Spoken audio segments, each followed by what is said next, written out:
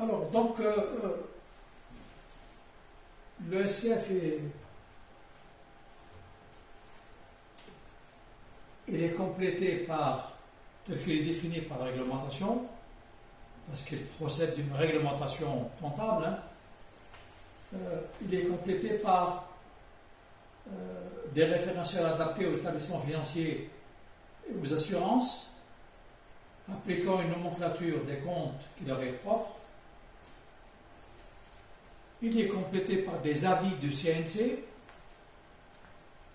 Ces avis sont des interprétations des normes ou qui régissent une situation particulière quand il n'y a pas de normes. Actuellement, il y a à peu près une centaine d'avis qui ont été émis par la commission de normalisation et des diligences professionnelles de CNC. J'ai l'honneur, depuis novembre 2021, de faire partie de la commission de normalisation du CNC. Que dire des avis du CNC? Bon, il y a des avis qui sont excellents et des avis qui sont très mauvais. J'ai eu à m'en expliquer dans des débats spécialisés sur les réseaux sociaux. Il est composé également, il est complété par les guides des secteurs du tourisme, du bâtiment, des travaux publics et de l'agriculture. Ce sont des guides applicables à ces secteurs qui ont été finalisés depuis 2020 et qui sont encore en attente au niveau de la commission de normalisation. Voilà, donc on a fait le tour sur les constituants du SCF. Donc il y a beaucoup de textes. Maintenant, de quoi se compose le SCF, le cadre conceptuel du SCF, proprement dit? Je rappelle que le cadre conceptuel n'est pas une norme, bien que le cadre de l'IASB, donc des IFRS, il est composé par le cadre lui-même qui a été reproduit en annexe dans le règlement qui a adopté les IFRS en 2005 par l'Europe. Et nous avons l'IAS 1 également, qui parle des états financiers, des modèles d'états financiers qui constituent le cadre conceptuel de l'IASB. Donc, ce cadre algérien fixe le champ d'application en définissant les critères des entités soumises au SCF et celles relevant du système comptable simplifié. C'est un arrêté de ministre des Finances qui est sorti en 2009. Il énonce les règles générales de comptabilisation, qui veut dire quand est-ce qu'on doit comptabiliser l'opération, et les règles générales d'évaluation, comment évaluer une opération à sa naissance et à la date de clôture. Définit les principes et conventions comptables de base. Ce sont des conventions donc, qui encadrent les normes, qui permettent de nouvelles normes d'éclore. Il y en a 22 actuellement au niveau de SCF. Ces principes sont édictés par la loi, par les décrets ou par l'arrêté de ministre des Finances. Donc, ils ne sont plus généralement admis, ils sont maintenant imposés par la réglementation en vigueur. Donc, le terme que je vois souvent, général admis dans les rapports, n'a pas lieu d'être utilisé. N22. Il dresse la liste des états financiers, qui sont au nombre de 5, et au nombre de 6 pour les établissements financiers et les assurances, parce qu'il y a l'état des engagements donnés et reçus qui sont comptabilisés.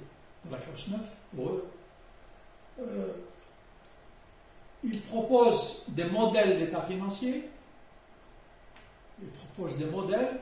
Alors dans le SF général, ce sont des modèles qu'on peut modifier en fonction des intérêts de l'entité, mais les états financiers des établissements financiers et les assurances doivent être absolument respectés.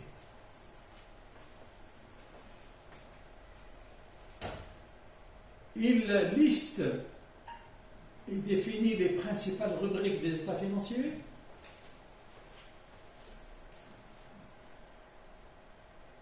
Qu'est-ce qu'un actif, qu'est-ce qu'un passif, qu'est-ce qu'une charge, qu'est-ce qu'un produit, qu'est-ce qu'un résultat, qu'est-ce qu'un élément de fonds propres.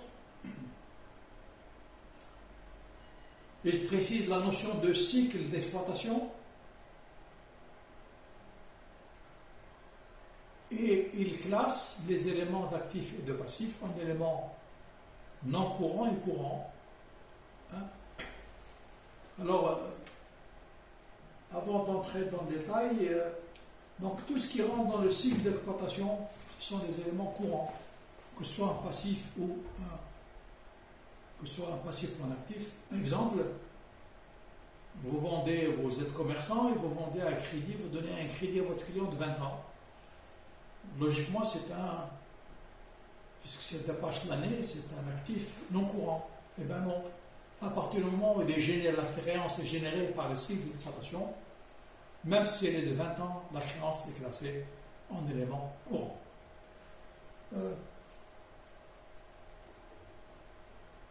Les éléments,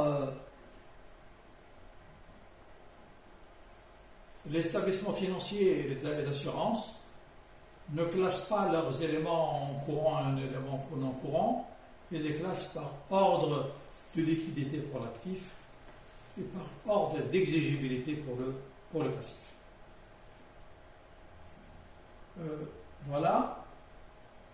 Donc on a dit tout à l'heure qu'il définit la notion de chiffre d'affaires, d'actifs, de passifs, de charges, de produits, de résultats, etc. Hein? Voilà le contenu général de SCF. Le cadre conceptuel, il procède, comme l'a été dit, du cadre général, du cadre conceptuel de l'IASB. Blabi, on l'appelle l'état tasawuri, je ne sais pas pourquoi, on aurait pu l'appeler l'état tafahoumi. Hein? Bon, il s'appelle dans les SF l'état tasawuri. Alors, la maîtrise de ce cadre conceptuel est extrêmement importante parce qu'il véhicule des principes nouveaux, hein, et il véhicule des concepts totalement nouveaux. Qu'est-ce qui prime du cadre conceptuel ou des normes ou des interprétations? Eh bien, la norme d'abord prime sur le cadre conceptuel. L'interprétation d'une norme prime également sur le cadre conceptuel. Un exemple, nous avons le principe de prudence qui nous interdit de comptabiliser une plus-value latente. Donc la plus-value mazal n'est pas encore réalisée. Donc on en doit en principe ne pas la comptabiliser. Mais il y a des normes qui s'adressent à telle ou telle opération qui nous obligent à comptabiliser une plus-value latente. Les exemples sont nombreux, donc retenez uniquement ceci, qu'une norme ou une interprétation l'emporte sur le cadre conceptuel. Voilà. Il nous reste à examiner maintenant donc le détail du cadre conceptuel. Alors, le cadre algérien, il a englobé, contrairement au cadre international, donc des éléments qui procèdent donc de normes internationales, de normes comptables. Nous verrons ça donc tout à l'heure en examinant le détail du cadre conceptuel.